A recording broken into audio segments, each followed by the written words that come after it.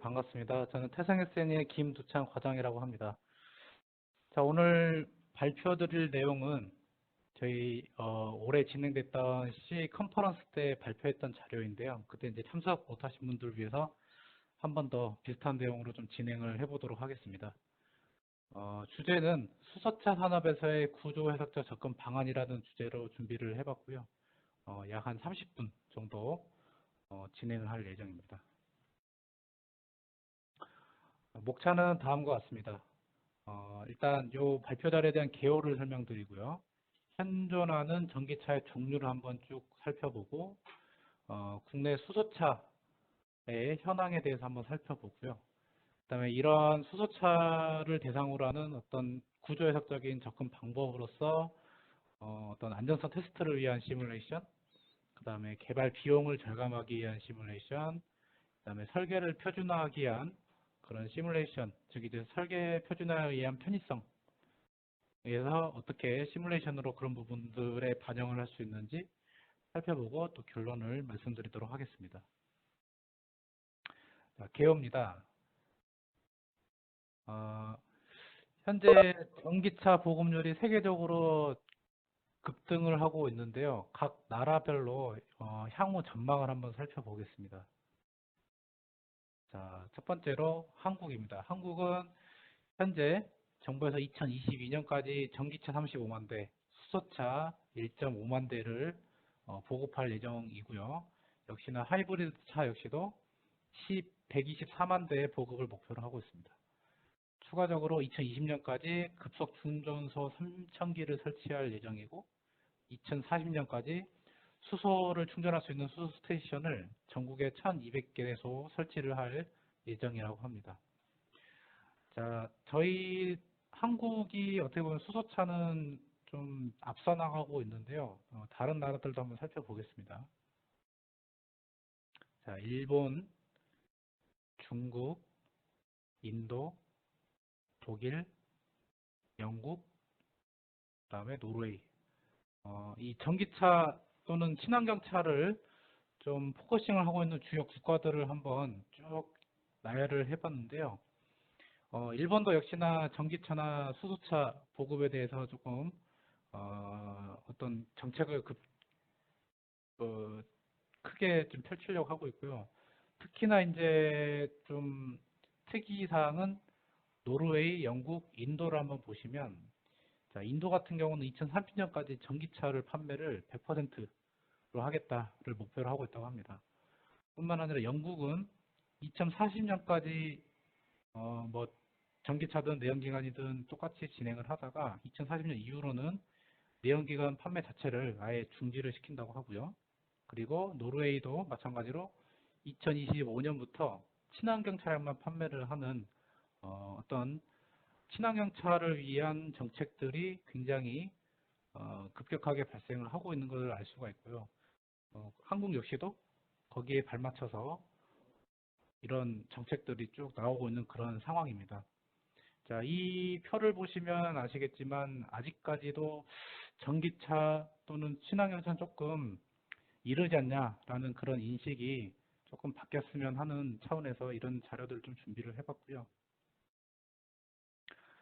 자, 그렇다면은 전통적인 내연기관에서 전기차로 바뀌었을 경우에 이 자동차 구조에서 어떤 부분이 좀 변화가 있느냐를 한번 살펴보겠습니다. 자동차는 저희가 크게 샤시와 차체로 구분을 하는데요. 그래서 샤시를 조금 세분화해보면 엔진, 파워트레인, 조향장치, 제동장치, 현가장치 이렇게 크게 5개로 구분이 됩니다. 자, 이 중에 이 똑같은 차가 전기차로 변경이 됐을 경우에 어떤 부분들이 바뀌냐면, 자, 엔진이 모터로 변경이 되고요. 마찬가지로 모터에 대한 동력 전달 장치가 로 변경이 되겠죠. 약간 이제 기계적인 장치에서 어떤 이 전기적인 장치로 전환이 될 겁니다. 그리고 추가적으로 제동 장치에 이제 전기차 같은 경우는 회생 제동 장치라는 게 추가가 됩니다. 회생 제동 장치는 저희 예전에 그 자전거에다가 페달을 밟으면 이렇게 불이 들어오는 그런 걸 한번 보신 적 있으실 텐데요. 같은 원리입니다. 기존의 이 전기차의 어떤 동력을 이용해서 역으로 전기를 충전해주는 그런 역할이고요.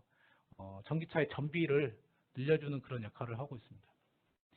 자, 이 표를 보시면은 자동차의 절반은 기존 내연기관을 그대로 사용을 할 거고요.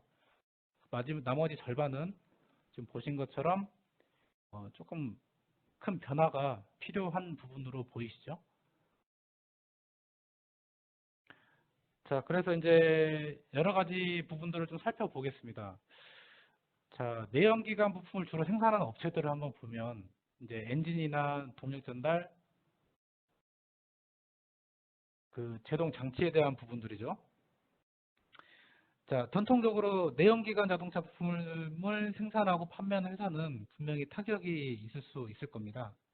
그래서 이런 업체들도 이제 더 이상 내연기관을 생산하지 않는다고 했을 때 그냥 문을 닫아버린다라는 논리보다는 이 변화하는 시대에 빠르게 임기응변을 할 필요가 있을 거라고 보고요. 자, 샤시와 차체, 즉 전통적인 내연기관 부품 외에 이런 샤시와 차체, 뼈대 같은 것들은 아직까지는 기존 프레임을 그대로 사용을 하는 추세에 있지만 전기 자동차 전용으로도 개발하는 업체들도 분명히 존재를 하죠. 자, 그래서 구동부를 제외한 대부분의 부품은 현재 대부분 회사들이 이제 내연기관 차를 그대로 가져다가 쓰고 있습니다. 아무래도 개발비 절감을 위한 그런 표이겠죠. 그리고 완성차 효율성 및 비용 절감 측면에서는 전기차 전용 차체가 새로 개발이 돼야 될 필요가 있습니다. 왜 그러냐면 기존 내연기관 차의 프레임에다가 전기차 장치들을 억지로 끼워 넣으려다 보니까 무게 배분도 적절하지가 않고, 그 다음에 이 전기가 이동하는 이송 길이가 길어지다 보니까 그 부분에서 손실이나 열 손실 등이 발생하는 부분도 문제가 되고 있습니다. 자, 그래서 저희가 이 전기차를 생산을 할 때 제동 능력이나 주행 성능 측면에서 기존의 어떤 샤시나 차체 구조를 사용을 하면 무게중심의 위치라든지 어떤 전체 축의 중심 같은 것들이 기존의 내연기관에서 사용했던 그런 어떤 이론적인 바탕 또는 경험적인 바탕 부분이 대부분이 다 좀 변질이 되겠죠. 그렇다 보니까 전기차를 위한 샤시나 차체의 새로운 개발이 추가적으로 필요로 하게 됩니다. 자, 그리고 전기차를 사용함으로써 또 전반적인 비용의 변화들이 또 발생을 합니다. 일단은 친환경차를 최종적으로 소비하는 소비자 부담 최소화하려면 여러 가지 관점에서 좀 개선이 필요한데요. 예를 들자면 이제 화석연료를 수입할 때 그런 비용, 세금에 대한 부분, 그다음 전기 생산 비용, 그다음에 환경 부담금의 배포. 쉽게 말하면 현재 어떤 추세는 내연기관 차의 어떤 세수 부분을 전기차를 구매하는 소비자에게 보조금 형태로 지급을 하는 그런 어떤 구조를 가지고 있는데요. 이런 부분들이 점차 개선이 될 거라고 보고 있습니다. 자, 뿐만 아니라 이 어떤 제조업체 입장에서 보면 기존에는 자동차에서 하면 자동차에서만 자동차를 생산하는 그런 추세였다면 앞으로는 그렇지가 않고 자동차를 한 번도 만들어 보지 않은 회사들도 이 자동차 산업에 뛰어들 수 있는 진입 장벽이 굉장히 낮아집니다. 예시로 들자면 테슬라, 삼성, 물론 삼성은 기존에 차를 했었지만 LG 등이 이 전기차 산업에 어느 정도 관심을 보이고 있고 또는 생산을 하고 있죠. 그리고 예전에는 모터쇼에 출품했던 차들이 현재는 CES라고 이제 전자제품 박람회에 출품을 하고 있는 그런 부분들이 이제 현실적인 부분들이죠. 자, 그래서 기존에는 저희가 차량, 이제 뭐 영어로 하면 비클이라고 했던 부분이 이제는 운송 장치, 즉 디바이스로 변환되는 그런 과정을 보고 있다고 보시면 되고요.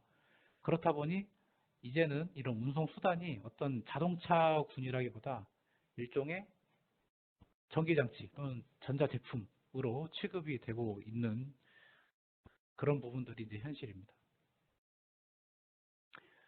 자, 그러면 내연기관과 전기차의 실제 어떤 가용성 부분에서 조금 비교를 해보자면은, 자, 토크와 출력을 조금 비교를 해봤는데요.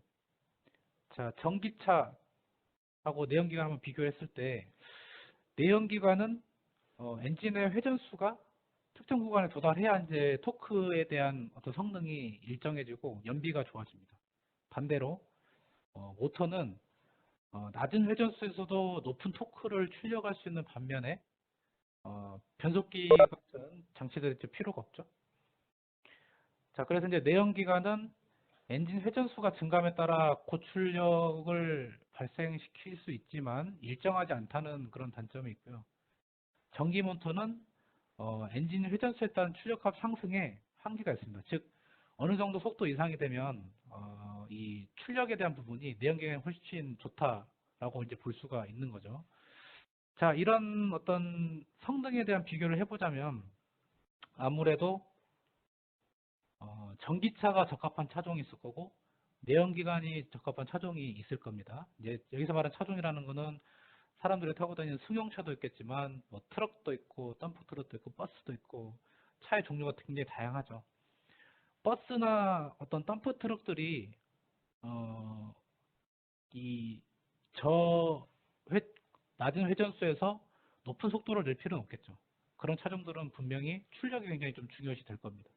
반대로 저희가 승용차를 가지고 어떤 높은 출력을 가진 승용차를 탈 일도 그렇게 많지가 않죠.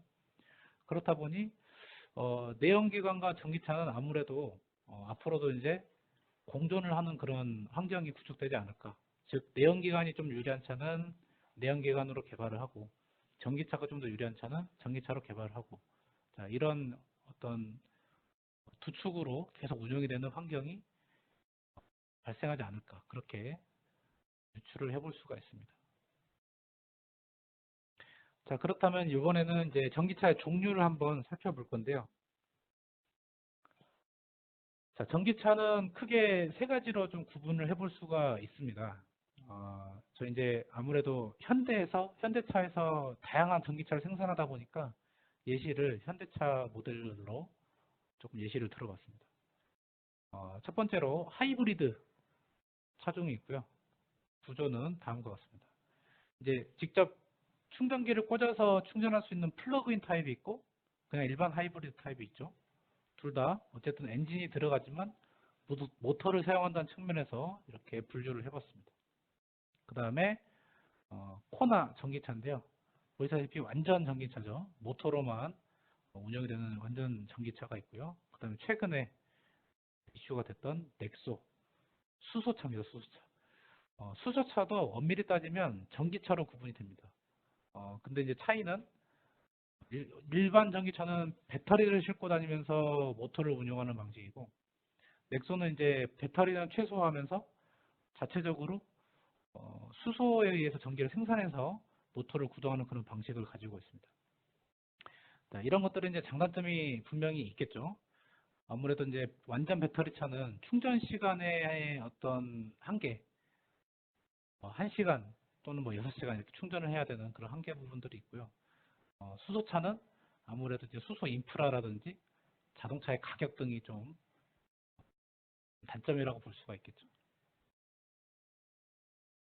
자, 그래서 수소차, 정확히는 이제 수소 전기차지만 제가 수소차라고 얘기를 하겠습니다. 수소차의 어떤 구조를 한번 살펴보면, 자, 구동 모터가 있고요. 크게 봤을 때 구동 모터, 그다음에 연료전지 스택, 즉 수소를 가지고 전기를 생산해주는 쉽게 말하면 이제 발전기라고 보시면 되겠죠. 그다음에 그 발전기에 사용할 수소를 담는 수소 탱크 또는 이제 약간의 그 배터리를 이런 식으로 구조가 되어 있고요. 자, 그래서 이제 이 구조를 보시면은 차에서 공기를 빨아들여서 수소 탱크로부터 또 수소를 공급받아서 연료전지 스택에서 전기를 생산하고 그 생산된 전기는 일부는 배터리에 충전이 되고 일부는 구동을 하는 모터의 동력으로 활용이 됩니다. 자, 그래서 이제 이런 구조를 약간 배치도를 한번 보시면은 자, 외부 공기가 들어왔을 때 그 공기에 불순물이 들어가 있으면 안 되기 때문에 필터를 통해서 굉장히 깨끗한 공기를 이렇게 빨아들이고요. 자, 공기는 이 연료전지로 공급이 되고 반대로 수소 탱크에서 수소도 공급을 받습니다. 이때 수소 탱크는 굉장히 고압으로 압축이 되어 있기 때문에 이 압력을 조절해주는 공급 밸브가 하나 들어가고요. 그래서 수소와 공기의 어떤 반응에 의해서 전기가 생산이 되고 이때 완전 반응이 되지 않은 수소는 다시 순환을 시켜서 다시 반응을 시키고요. 여기서 나온 찌꺼기, 즉 찌꺼기라는 거는 뭐 일종의 어, 불순물이라든지 또는 물이 되겠죠, 물. 이런 것들은 이 퍼지 밸브를 통해서 다시 배출이 됩니다. 이때 이 연료전지 스택의 효율을 높이려면 적정 온도를 유지하는 게 중요한데요. 그때 그 온도를 유지하는 시스템이 이 아래에 있는 이런 구조입니다. 그렇다 보니 아직까지는 수소차에서는 이 부분에 대해서 이제 효율이 조금 떨어질 수 있는데요. 왜냐하면 열을 전달하는 장치 자체도 전기를 사용하기 때문에 결국에는 이 연료전지에서 생산되는 전기가 모터의 동력 원으로도 쓰이지만 이 열을 조절하는 어떤 라디에이터의 어떤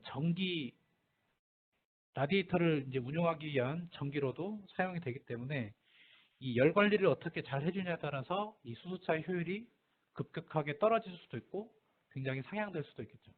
이 부분은 지속적으로 계속 개발이 돼야 되는 부분이라고 좀 보여집니다.